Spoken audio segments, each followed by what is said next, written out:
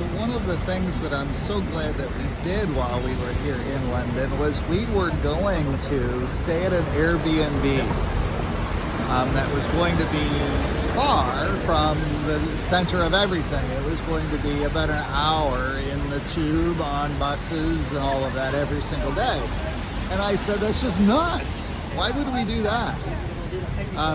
And the thought process was that the Airbnbs were like $125 or $150 a night, and the hotel was $250. And I said, yeah, but by the time we got done with the transportation in for 3 people every single day, that was going to be $100 there and back.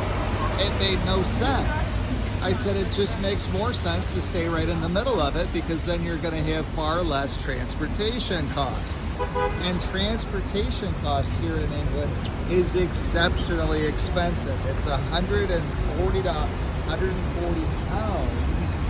to go to the airport. It's £165 to go from the airport into central London.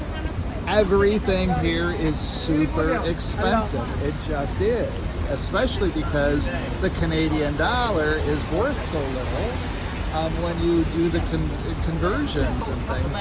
And that's why I worry about where organized real estate in Canada is going to, as all of the young realtors come in and they push commission levels down because they don't feel that their skill sets are strong enough to be able to support. And generalized real estate, the commissions can go down because you're just a generalist.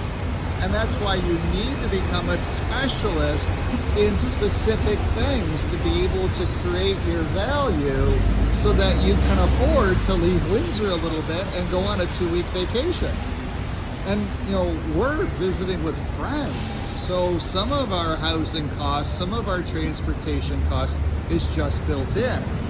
Our friends provide it for us.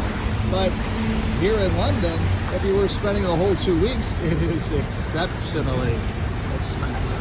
You need to be thinking about your commission structure and creating value for your clients to be able to enjoy the rest of the world, because the world's expensive now. Have a great day.